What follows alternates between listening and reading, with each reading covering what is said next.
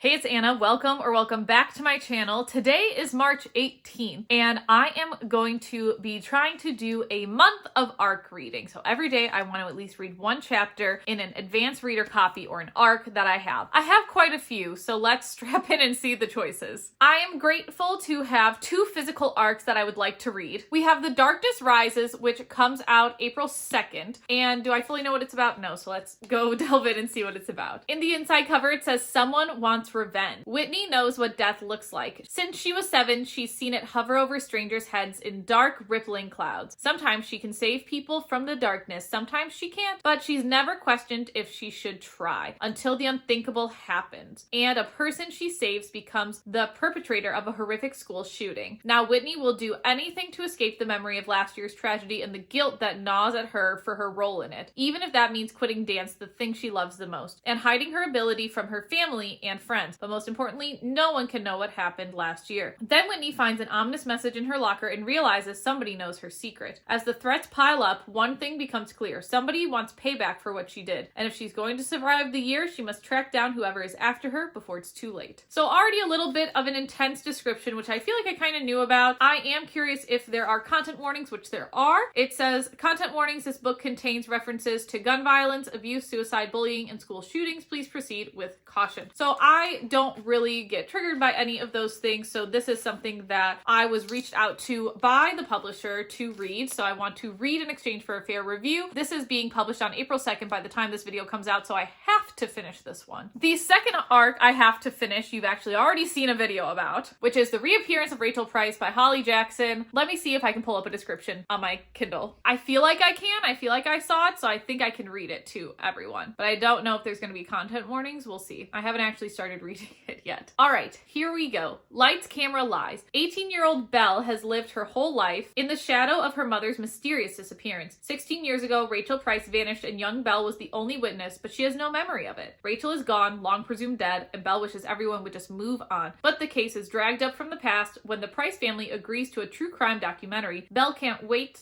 for filming to end, for life to go back to normal, and then the impossible happens. Rachel Price reappears, and life will never be normal again. Rachel has an unbelievable story about what happened to her. Unbelievable because Belle isn't sure if it's real. If Rachel is lying, then where has she been all this time? And could she be dangerous? With the camera still rolling, Belle must uncover the truth about her mother and find out why Rachel Price really came back from the dead. I don't know how much I'm going to actually be talking about this one beyond just a brief review of it, because if you're really interested in this, go watch my video where I actually meet Holly Jackson. But it is still an ARC that is due in April that I really want to finish in time. I have 3 ARCs coming out in May, and one of them is physical, which is My Dreadful Darling. So let's go over what this one is about. This was also sent to me by the publisher. We have Ruth Beckman has a spirit companion only she can see. Ruth, strange, corpse-like, and dead for centuries, is the light of Rue's life. That is until the wealthy young widow Agnes No visits one of Rue's backroom seances and the two strike up a connection. Soon, Ruse is whisked away to the crumbling estate Agnes inherited upon the death of her husband, where an ill woman haunts the halls, strange smells drift through the air at night, and mysterious stone statues reside in the family chapel. Something dreadful festers in the manor, but still, the attraction between Ruse and Agnes is undeniable. Then, someone is murdered. Poor, alone, and with a history of hysterics, Ruse is the obvious culprit. With her sanity and innocence in question, she'll have to prove who or what is at fault or lose everything she holds dear. So this ARC came to me in like a box of ARCs in October, and I really want to read this one ahead of its release in May. So definitely the 2 physical ARCs are a priority. Then I have 5 other ARCs on my Kindle that I want to read. So I'm going to get to the descriptions eventually when I start reading the books, because I am not going to read more than 1 book on my Kindle. I can handle it physically, I just don't think I'm there yet here. So we have The Honey Witch by Sydney J. Shields, which I'm very excited about. I have seen it all over book social media. I was so happy to get an ARC for it. I've had an ARC for it for a while, but I just haven't opened it. And then the other book that is coming out in May, besides The Honey Witch and My Darling Dreadful Thing, is 12th Night, which I think the cover is what caught my eye on Netgalley, and I requested it. Was not expecting to get it, but then was super happy that I did. I have 3 additional ARCs. I know 2 come out in June. I have to check when the 3rd one comes out. We have The Stardust Grail by Yume Kitatsu. I read her book, The Deep Sky, one of my favorite sci-fi books of last year. I think my favorite. I gave it a 5 out of 5. So I'm super excited to have this book as well. We also have Hearts That Cut, which is the second in the Threads That Bind series, because I don't think it's a duology. I think there's going to be maybe more, but I am not 100% sure. Super excited to get this one. One of my most anticipated reads. I need to know what happens. Even though I listened to the first book on audiobook, I feel like I retained so much of it, and I'm so excited to delve into the world and also see how reading it goes. And then this is going to be a curveball for some people, is the next Mrs. Parrish, because I did not like the last Mrs. Parrish, but I didn't realize she'd be coming out with a sequel. And I feel like the last Mrs. Parrish received critiques or received a lot of praise. So I'm really interested to see what she does with this whole the next Mrs. Parrish, because I didn't really think there could be a next. So even though I didn't really like the book, I'm kind of excited to see what it's going to be about. So again, starting off on March 18th, these are the 3 that I am going to initially focus on. I would love to be able to read more than 3 in a month. I don't fully know what I'll be able to do. I plan to read at least a chapter every day, like I said, to meet my monthly goal. But then going forward after the chapter day, I don't know how far I'm going to be able to push myself, how much I'm going to be able to read. I don't really have anything else on my TBR come April except some Pendragon books, which is for another year-long video. And I assume we're going to have a book club book along the way. But as of right now, I finished everything I wanted to read in March except one book. So I decided, let's start some of the ARC readings today. Let's take you along with me so you can kind of see the ARC process. And hopefully I'll be able to finish quite a few of these, and we'll see how it goes. I am extremely hopeful. I know for sure I'm going to finish the reappearance of Rachel Price, as you've probably already seen in the other video. I am also probably going to finish The Darkness Rises as well, because those are the 2 that are due by April 2nd. And I really like to meet the exact goals. I don't know if that's what everybody else does for ARCs, because I know so many people get ARCs in the mail. I feel like I'd be so overwhelmed, but I'm really going to try my best for anything that I have. I'm going to read as an ARC. I'm going to commit to it, and I am super excited. So let's go get started. I haven't decided exactly when I'm going to do my short check-ins of how many chapters I've read a day, but hopefully I'm either going to check in tonight right before I go to sleep or right tomorrow morning when I wake up before I read anything else, so that I can stay accountable for the days that I am reading. So again, today is March 18th. Let's see how many chapters I can get today. All right, for our first day of our month of ARC reading on March 18th, I have read 8 chapters of The Reappearance of Rachel Price. Very good. Don't want to put it down at all. And I've also read 6 chapters of The Darkness Rises, which is also very good. It is something that maybe I shouldn't be reading at night. It is definitely giving some creepy vibes, but enjoying so far. Let's see what day 2 has for us. All right, day 2 of our month of ARCs. I read 3 chapters of The Darkness Rises today, making it so that I am at the start of chapter 10. And I've read 20 chapters of The Reappearance of Rachel Price, putting me at the beginning of chapter 29. So good second day so far. Let's see how day 3 goes. Day 3 of reading an ARC every day for a month. I actually finished The Reappearance of Rachel Price, clocking in 22 chapters today. I haven't read another ARC yet, so tomorrow we're gonna have hopefully a new ARC to read. All right, it is technically day 4 of reading an ARC every day for a month, and I wanted to film this more formal update because I finished my first ARC, The Reappearance of Rachel Price. Summary, if you didn't see my other video, 4.5 out of 5 stars. There's just one plot point I think is pretty open. So now that means that I have to make sure I review this formally on Goodreads/Netgalley by April 2nd. That's at least how I do it. I like to do it by publication day. I know there are archive days where the books go away, which is fine, but I like to do it before the publication day. I am still reading The Darkness Rises, which I don't have downstairs. I haven't obviously read as many chapters as The Reappearance of Rachel Price. Did finish that book within 3 days because of buddy reading with a friend. So that definitely helps my motivation in terms of reading when there's somebody else to talk about it with and keep me accountable. With the ARCs, I'm excited because I like to have my review out early, people to see my opinions. I feel like those are where my reviews get seen most. So that's another piece of motivation, which is why I like reading ARCs, but also because I didn't read for so long. There are so many books that I haven't had a chance to read yet, and I really want to try reading. So I really want to balance keeping up with the new books and then trying to re-explore old books that I haven't read before. So that means the next ARC I'm going to read on my Kindle, because I have a lot more ARCs to read on my Kindle, is The Honey Witch, which comes out in May. Don't remember the exact day. I don't think there's a description this time. I was kind of flipping through to see if there was one. So I'll give you a little bit of what it reads here, and then hopefully I'll be able to film another update reading the description.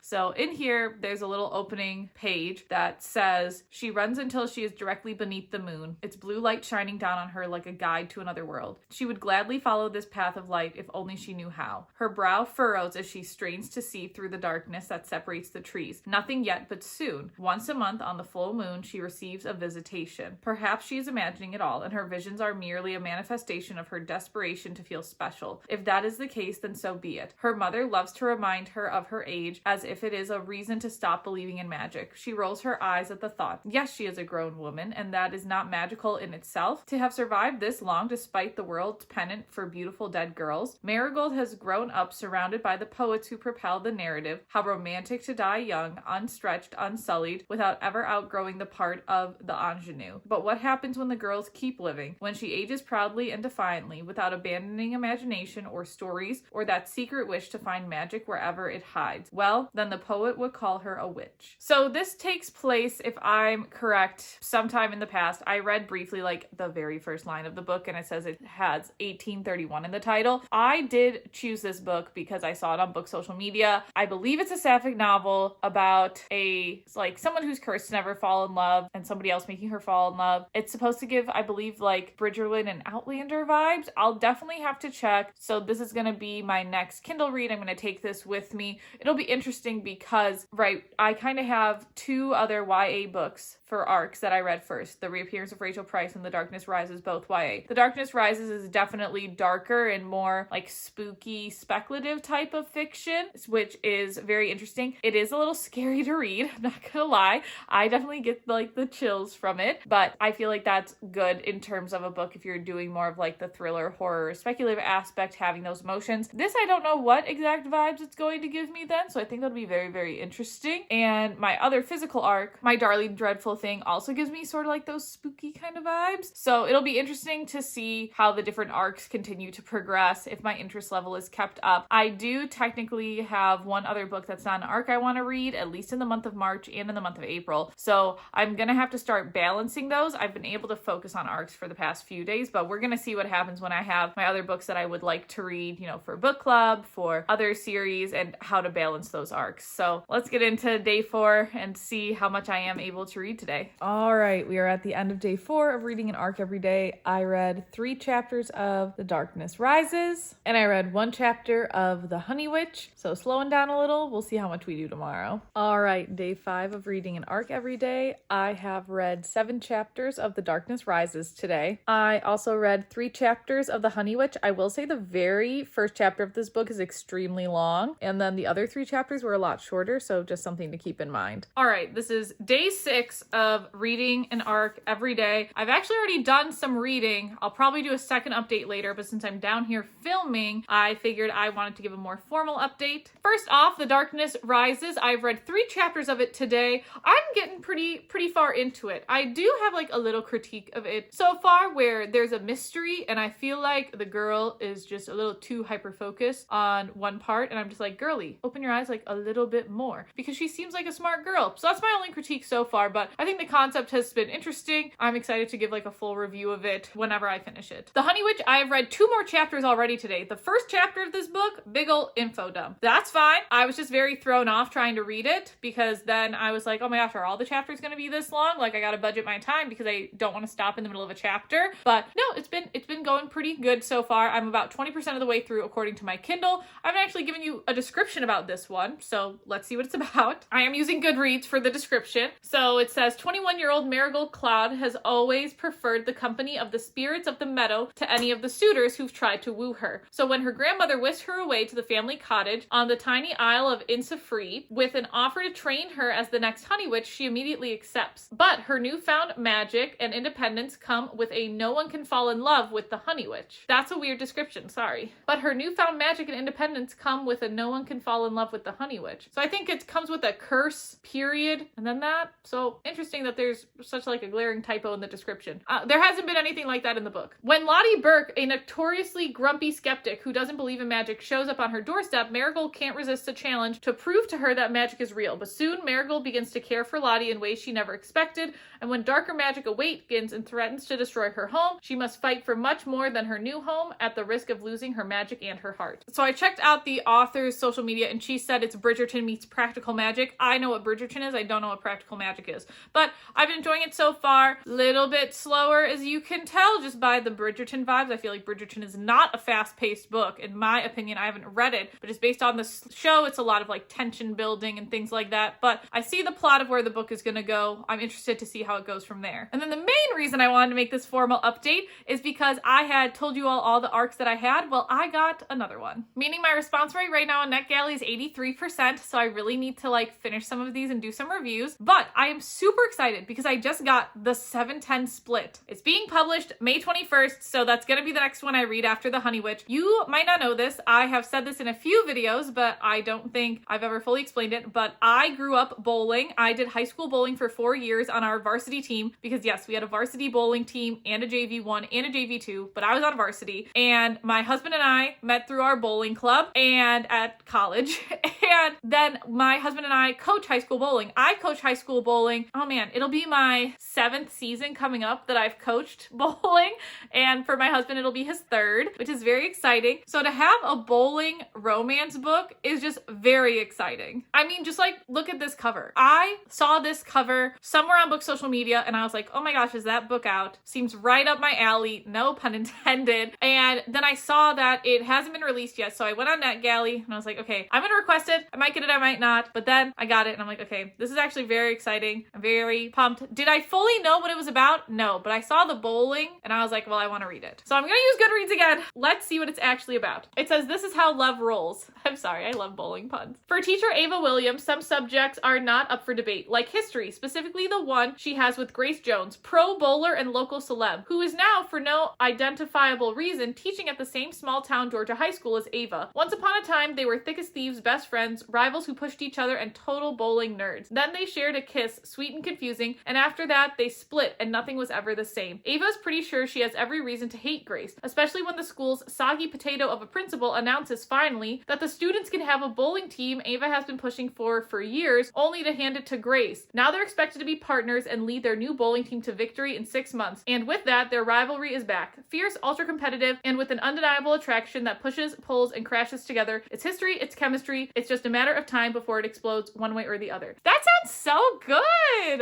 Okay, now I'm really glad I have an arc of that. So between The Honey Witch that I'm reading now and then reading the 7-10 split, those are the 2 arcs that are due in May, along with my other physical arc, my Dreadful Darling Thing. So I have quite a few that I would like to get to in this next month. And I still have yet to finish all of my April arcs because I have not finished The Darkness Rises, but again, I'm pretty close. That's how much I have left to read, which I feel like is obviously I'm over halfway, making really good progress on those arcs. And the order surprisingly works out perfectly because The Honey Witch is being published May 14th and the 7-10 split is being published the week after. So we're still in order of reading our arcs. I feel like now that it's the weekend because it's a Saturday, typically I spend more time reading on the weekends, but it's March Madness and I have just like grown an appreciation for women's basketball as a sport. So I will be watching quite a few games today. I can usually read during the games that I don't intensely watch, but I am intensely watching the Iowa women's basketball game today. So I won't be reading during that one, but I think the other 2 that are on the docket today that I want to watch, I am going to kind of read or do some activities in between there. So I hope to get through some arcs, but I still have my Pendragon book that I want to finish reading this month. So we're going to see how all of that balances out. And hopefully I have a great update with some even more chapters read for you tonight on day 6. All right, to end day 6 of reading an arc every day, I read 6 more chapters of The Darkness Rises. I have not picked up The Honey Witch. Let's see what day 7 brings tomorrow. All right, I forgot to record a day 7 update. My bad, but it's day 8 today. I did finish The Darkness Rises, so full review coming soon in this video, probably as soon as I get to my real filming area one of these days.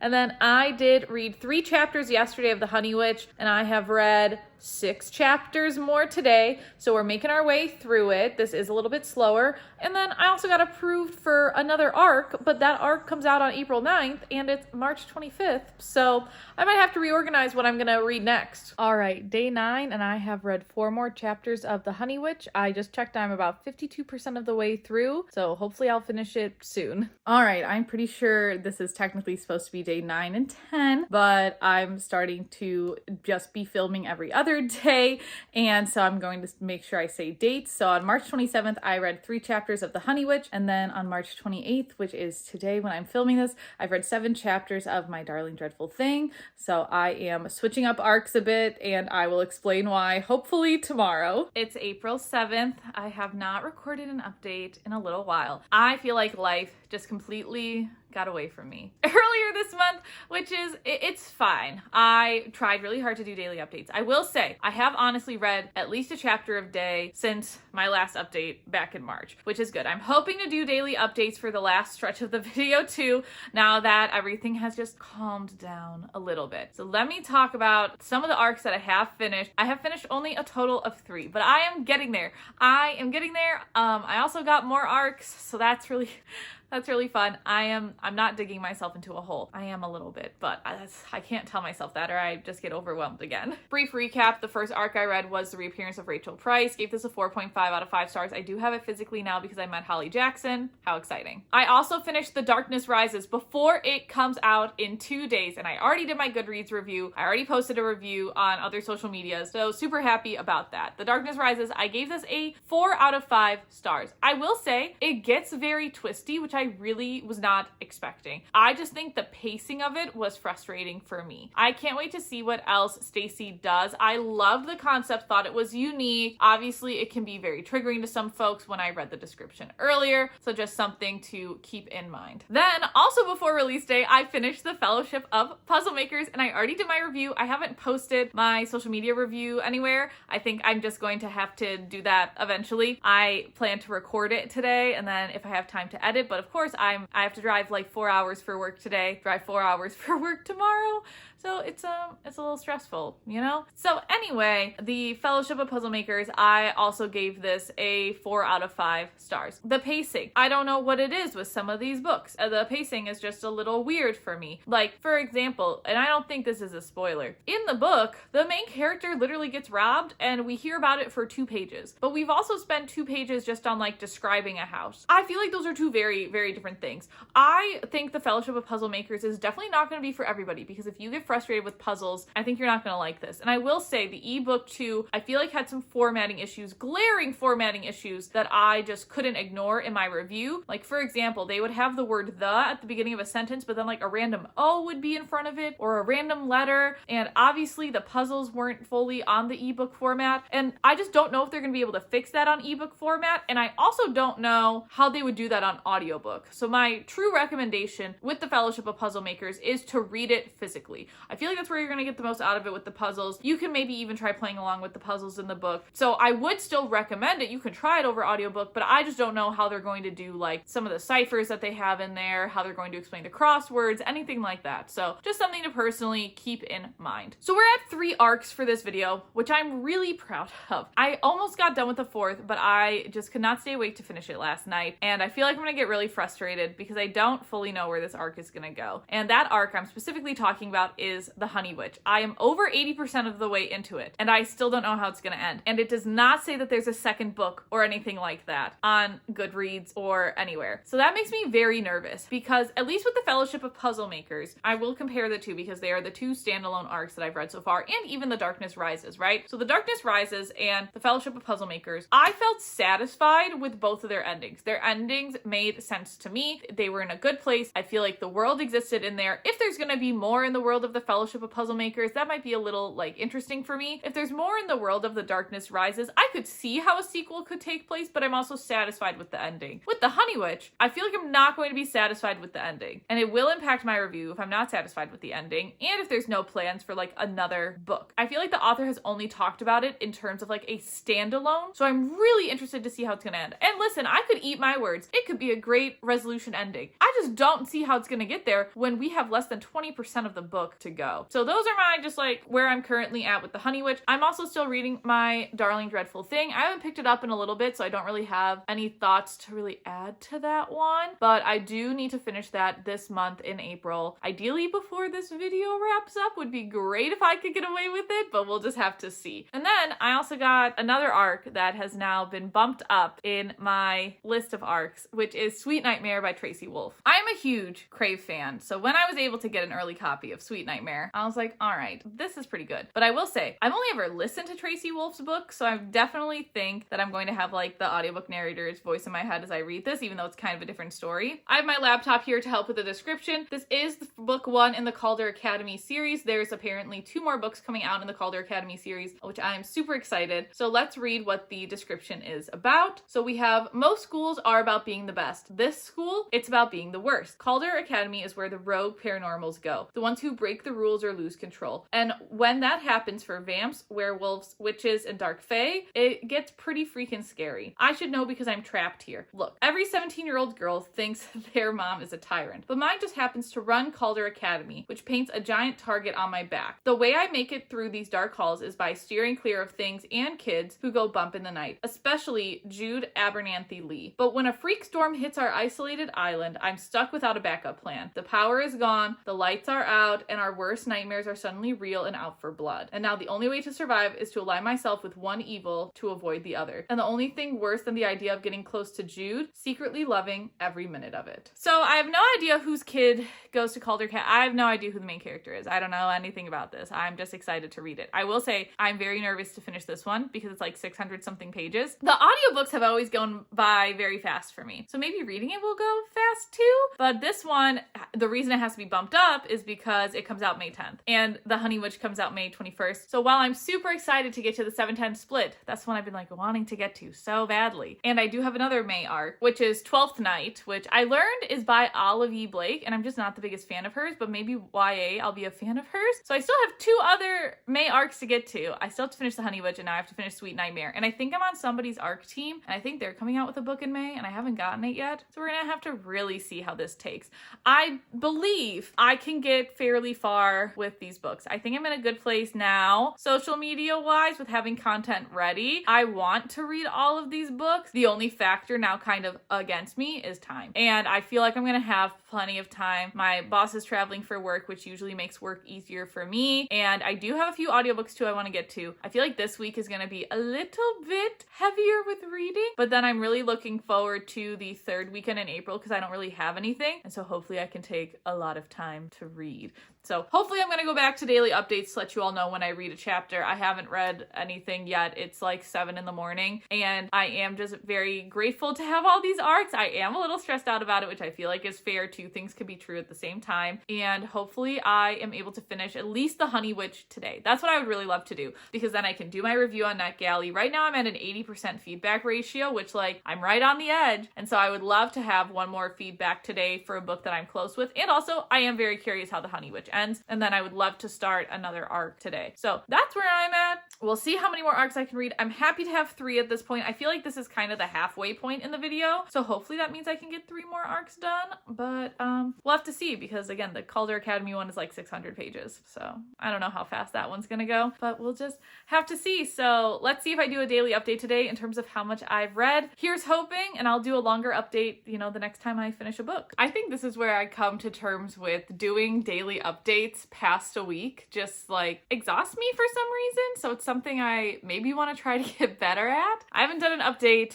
in about a week. It's April 15th. I will say I did travel for work last week. I'm traveling for work this week, and that sometimes just throws me off my schedule, but I have been reading an arc every single day. So I was able to finish The Honey Witch, which was a 4 out of 5 stars for me. My biggest qualm with this book, and I feel like I'm at least a consistent reviewer in terms of I know what I like and I know what I don't, is that there is a conflict hinted somewhat near the beginning of The Honey Witch, and you get to it at the end of the book and it takes up maybe 2 pages. I feel like when a conflict is hinted at that long, I want a little more depth to it. And then also, I swear that the book spent longer describing a house than this actual final conflict. So the pacing just felt very off because of it. Otherwise, it definitely gives like cozier fantasy vibes. I can definitely see how Bridgerton is a comparison for this. I've never read or seen Practical Magic, but that is the other comparison, is that it's Bridgerton meets Practical Magic, but I can't speak to that point. So 4 out of 5 stars, which is pretty good in my opinion. I would be interested in going back to this universe for sure, because I feel like so much of the world was built, which made it a little slower in the beginning, and I would really love to spend more time there. but I don't know. That's gonna have to be something that maybe there'll be another book set in the same universe. I don't know if I'd want to follow the exact storyline of the two girls in there. I could, I just don't know what else would come up. So I still think it was a very good debut. I'm excited to see what else Sydney writes. And then I have been reading on my Kindle. Let me tell y'all, I haven't charged this thing in like weeks and it's still at 53%. I didn't realize how good the battery life was on these Kindles personally. So the two arcs that I've been able to read every single day has been the 710 Split and Sweet Nightmare. Those are very different length books and very different content books. So Sweet Nightmare, we are back in the world where the Crave series is set, and it is over 600 pages long. So I've been trying to read like 10-ish chapters a day. I haven't met that goal every day, but I've read at least one chapter a day for the past week.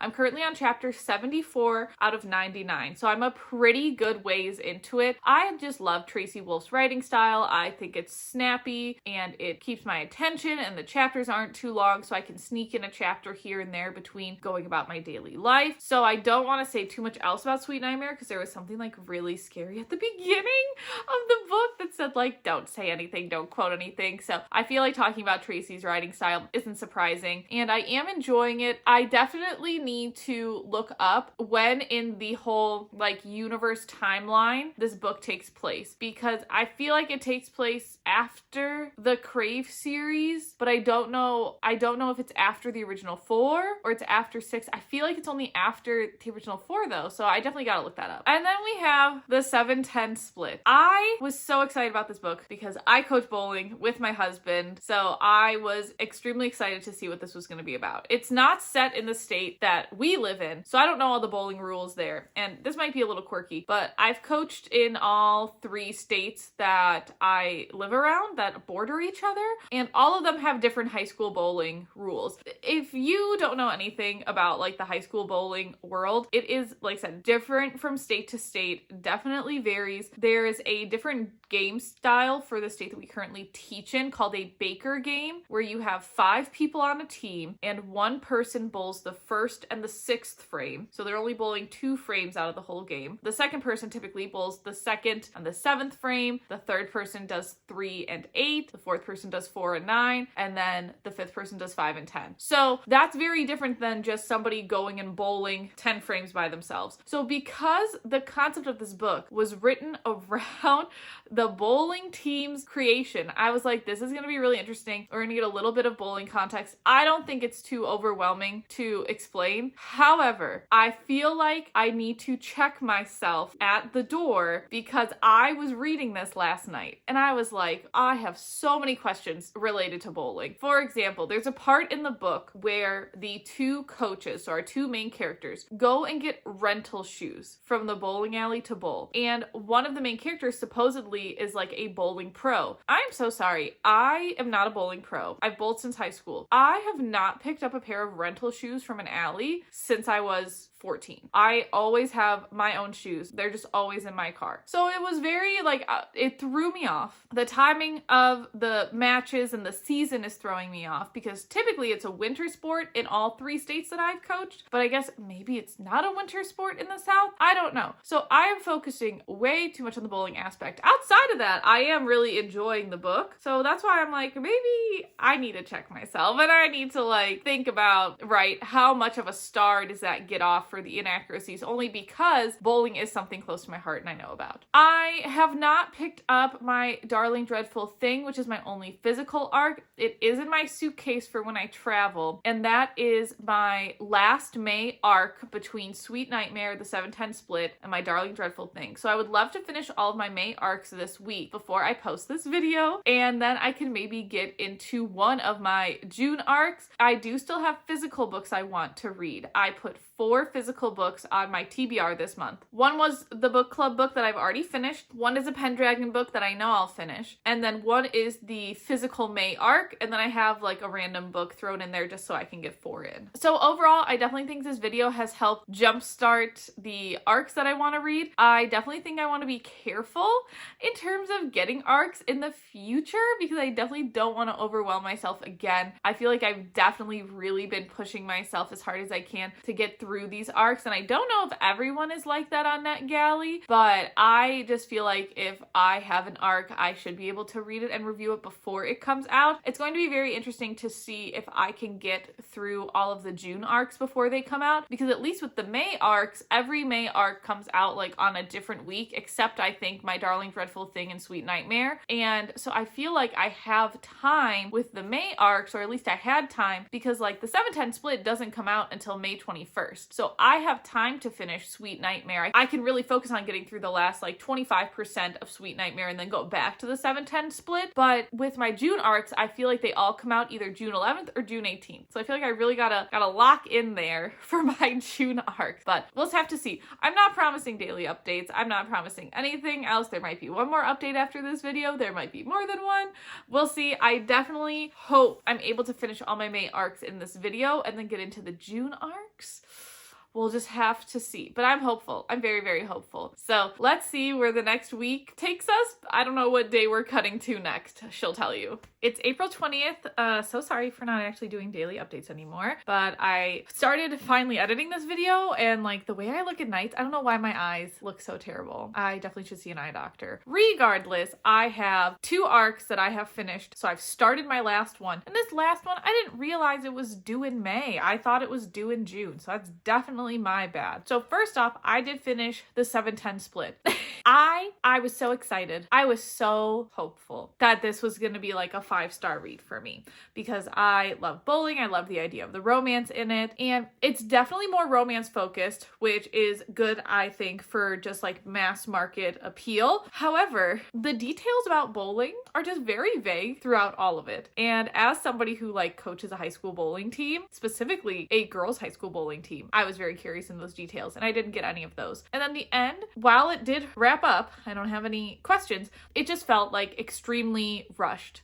I don't know what my deal is, or if I just don't like the pacing of average books. I just did not like it. So I think overall, it's going to be like a 4 out of 5 stars for me. I did still really enjoy it, but because of the lack of bowling detail, which I don't want to take too many stars off for that, because the average person just like isn't going to care. But I do feel like the pacing and how the whole, year kind of expands the way that the author had set it up. I was expecting something different in terms of the pacing, but I think a 4 out of 5 is still very good. Now, have I reviewed this on Netgalley yet? No. So my feedback ratio still isn't the greatest. So I need to make time to do some reviews, but we'll see. I think I have like 25 to do total. I gotta make that a priority again. And then just this morning, before recording this segment, I finished Sweet Nightmare by Tracy Wolff, which I also feel like is in that 4 out of 5 star range for me. Tracy Wolff's writing is just so fast paced, and you have to read Sweet Nightmare after you read the entirety of the Crave series. I would not recommend getting into it. I did like the higher stakes I feel like this first book gets, but this almost feels too rushed. I think because it's already a set trilogy, I believe it just feels so rushed, which is weird because it's like 600 something pages, but I still feel like there are so many rushed components, so many little hints drops that aren't answered because other books are coming out, but it's just, I wish all the other ones were out. So I guess I don't know if that is really a 4-star because I'm just anxiously waiting for the next book. So it could be a higher rating. I'll have to sit on it for a little bit because I really did just finish that book like an hour ago. So I don't like to write my reviews right away ever because I like to sit with it for a little bit. That's why my explanation of the 7/10 split was a little more eloquent, because I've had a few days to sit on it.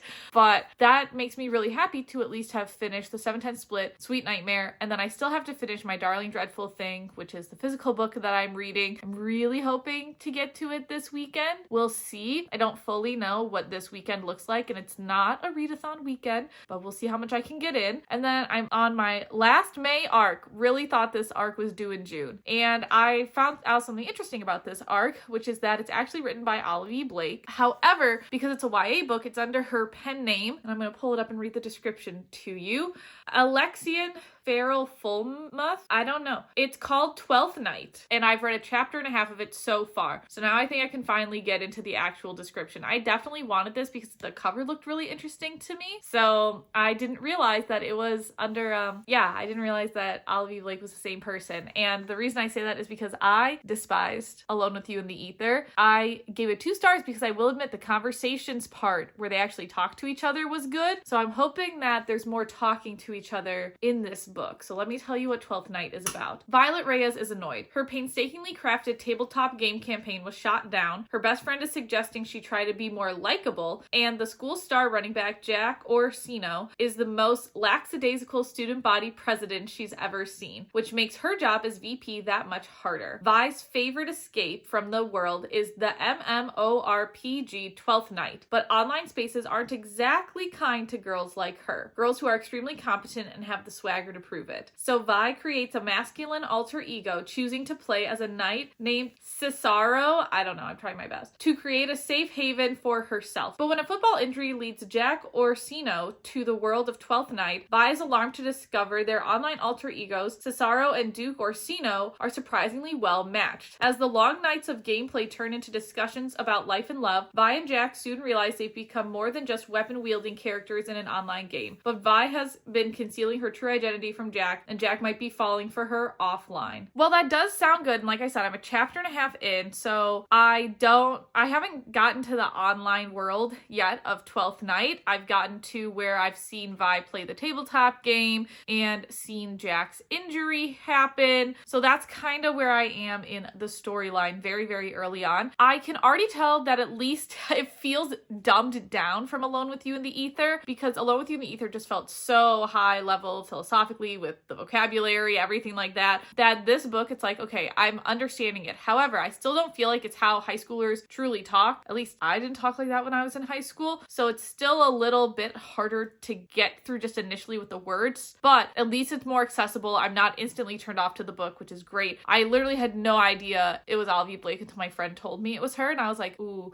maybe I shouldn't have requested it, because I currently have no interest in reading other Olivia Blake books because of the impression Alone with You in the Ether left on me. So we'll see how this one goes. I have a lot of filming to do today on the 20th. The 21st I'm devoting as a full reading day. Now, I don't know if I'm just going to read arcs the whole day. I really like when I switch between books. I just think it keeps me a little more engaged. So I'm probably going to switch between a few, but that means I have 2 arcs I can switch between, and then some other physical books on my TBR, because I would actually love to get through my physical book TBR. I only put 4 books on it, and one of them is My Darling Dreadful Thing. So I kind of gave myself a boost there, and I've already finished 1 book on the physical TBR. So I only have the 3 left, which one I really want to finish because it's an arc. So I'm really hopeful I can read a lot, and it won't necessarily be a daily update, but I probably will do a longer update coming up soon, because we're almost done with our month of arcs, and I'm super excited to wrap up and see how many arcs I've actually read, and then also to see how many other books I've read in the same time frame and how I'm able to balance arcs, because I would like to request more arcs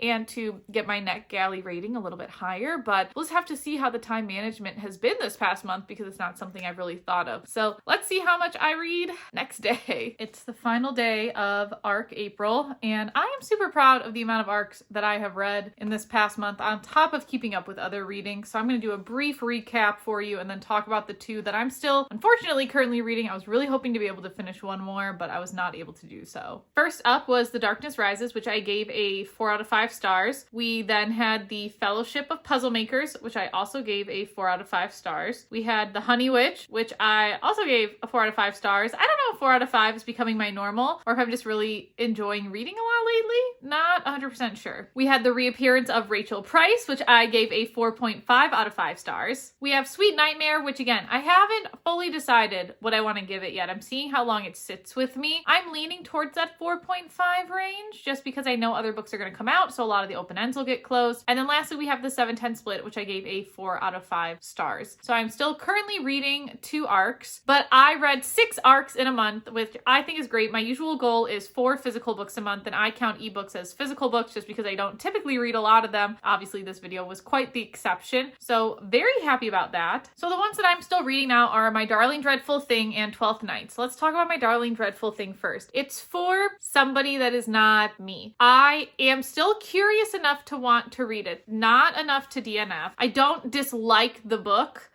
Do I think I'm gonna give it higher than a 3-star?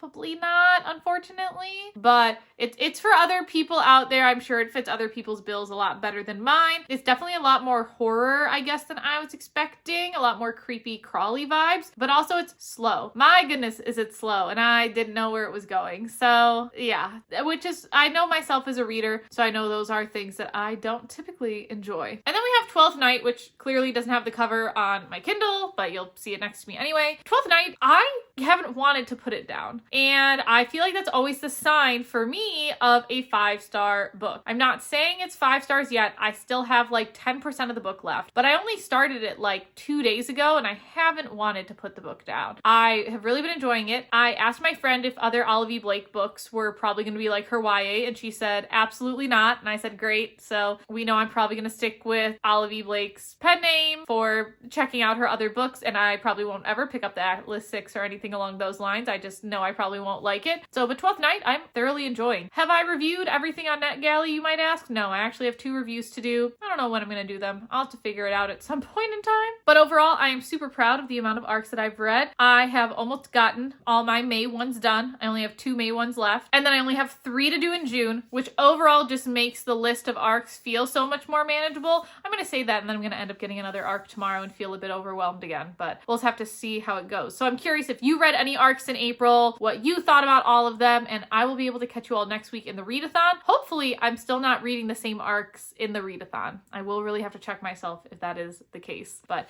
I will see you in the next one. Let me know if you want me to talk about more arcs that I'm reading. I'd be happy to make another one for my June and August arcs because I need to get to reading those, and making videos about it definitely gives me the motivation to do it.